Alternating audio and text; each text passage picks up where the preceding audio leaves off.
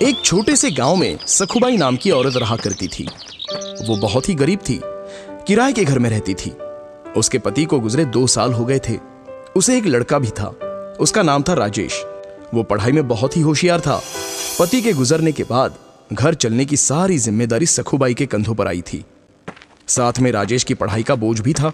सखुबाई हमेशा सोचती कि उसका बेटा एक दिन बड़ा अफसर बने। सखुबाई जब काम करती तो राजेश भी उसके साथ जाता।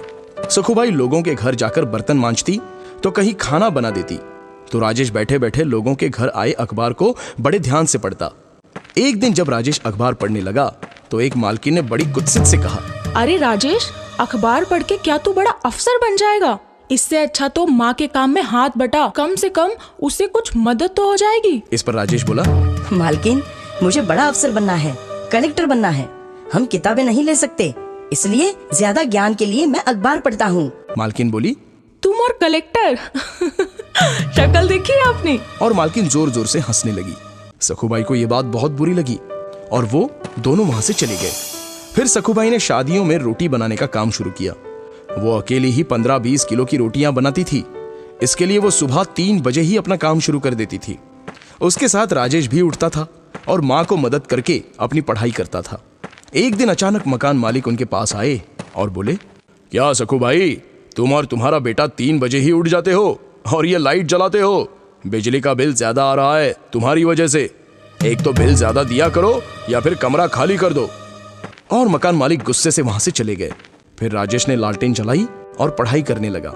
माँ भी उस प्रकाश में रोटियां करने लगी। ऐसे ही राजेश ने अगले कुछ साल जी लगाकर पढ़ाई की और क्लास में हमेशा अव्वल आने लगा।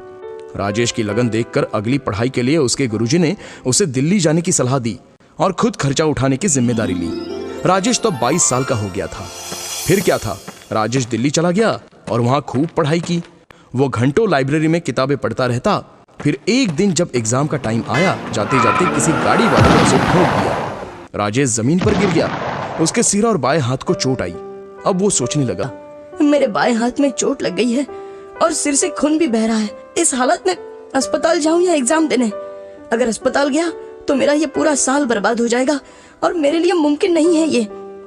फिर दिल्ली में रहने का मेरा खर्चा भी कौन उठाएगा? मेरे सिर्फ बाएं हाथ पर चोट लगी है, पर दायां हाथ तो अभी अच्छा है। मैं इस हाथ से एग्जाम दूंगा। और फिर राजेश वहां से सीधा परीक्षा केंद्र गया और परीक्षा दी। परीक्षा देने के बाद राजेश अस्पताल में भर्ती हुआ और इलाज करवाया। राजेश ने अस्पताल में भी पढ़ाई जारी रखी और इंटरव्यू अटेंड किया। फिर कुछ दिन के लिए राजेश माँ के पास गांव वापस चला गया। कुछ दिनों बाद रिजल्ट के दिन माँ ने अखबार खरीद कर लाया और राजेश को परिणाम देखने को कहा। राजेश ने रिजल्ट देखा तो उसने जोर से चीख निकाली, माँ, मैं पास हो गया, तुम्हारा बेटा अफसर बन गया, मैं कलेक्टर बन गया हूं माँ। ये सुनते ही माँ की आंखों से आंसू आ गए और वो दोनों रोने लगे।